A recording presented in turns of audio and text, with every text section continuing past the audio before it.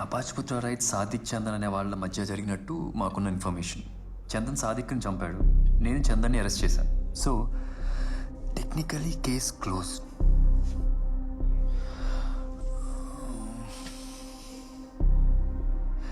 But the thing is, ఆ rights వెనకాల ఇంకా పెద్ద కుట్ర ఏదో ఉంది.